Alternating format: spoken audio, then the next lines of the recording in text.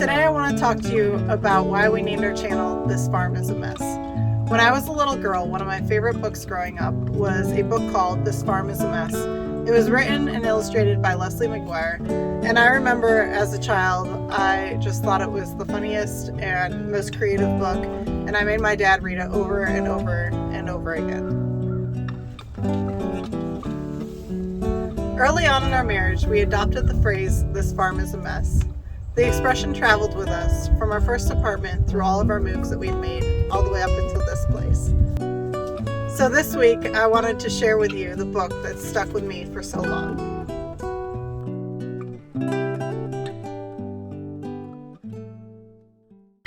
This Farm is a Mess, written and illustrated by Leslie McGuire. Farmer Wood had a nice little farm. He had cows and pigs, ducks and chickens, goats and sheep, a mule, a dog, and lots of cats. He had all he needed for a good farm. But things were not very good. His farm was a mess. Everything that wasn't worn or broken needed painting or cleaning. Each day, things got worse. Farmer Wood hadn't started the plowing. The mule had eaten all the seed. He said it was an accident. "I thought it was my feed," said the mule.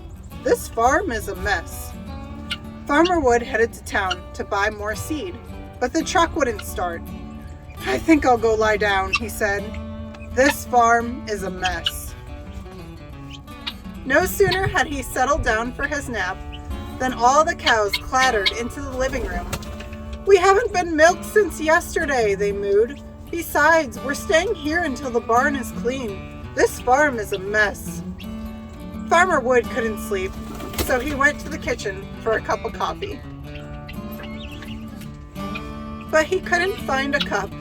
The cats had knocked over everything, looking for their cat food.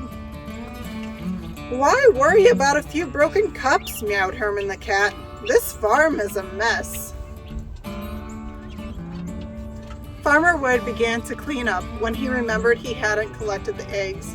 The chickens were laying them in the dining room because Farmer Wood hadn't put a new roof on the chicken coop. Before he could collect the eggs, he saw the pigs in the garden eating the string beans and peas. "The corn is all gone," they oinked. "We were hungry." Farmer Wood forgot about the pigs and went to clean the yard. "There's too much trash here," said Marvel the goat, "even for me. This farm is a mess." "Things cannot go on like this," Farmer Wood finally said to himself. "I need a rest. I'd like to win a trip to any place. For now, I'll just lie down." After his snooze, Farmer Wood went to fix a broken drain pipe on the house. All the animals were sitting on the roof. "We've talked it over," they said. "Things aren't going too well here. Why not take a trip to the city?" "I don't know," said Farmer Wood. "What about the farm?" "Don't worry," said the animals. "We'll take care of things. Stay as long as you like." So Farmer Wood set out for the city, and the animals got down to work. The lambs did the laundry. The cows took out the trash.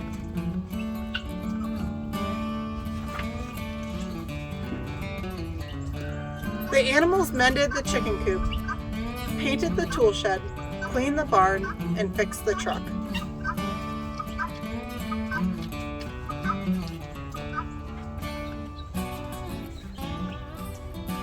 But that's when they ran into a problem. No one knew how to plant things, and no one could read directions. "Anyway," said a pig, "we have no money to buy seed." "We could really use some help around here," said the dog quietly. There was a long, gloomy silence. Then the animals trudged off to their beds. In the morning, the telephone rang. It was Farmer Wood. The animals tried to explain their problem calmly. "Help!" screeched the pig. "Can you read?" asked the dog. "Please come home," mooed the cow. Farmer Wood said he would be right home.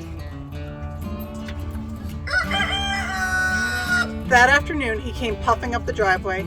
He looked dusty and rumpled, but he had 3 bags of seed and a part to fix the tractor.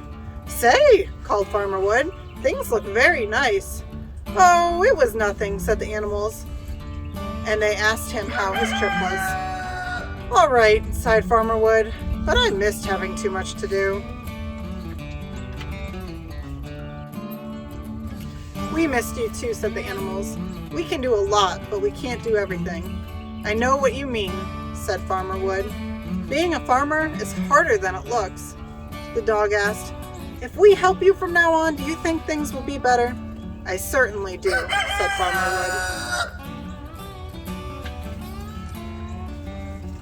So the animals carried Farmer Wood's suitcase into the house, and the chickens helped him unpack. The mule put the seed in the barn. After fixing the tractor, they all planted the fields. Now everything is the way it's supposed to be on a good farm. Each evening, Farmer Wood and all the animals sit on the porch. He tells them the crazy things that go on in the city. Now that is a mess. The end. Well, I hope you all like this book as much as I do. Like I said, it was one of my favorites as a little girl, and it's still one of my favorites today.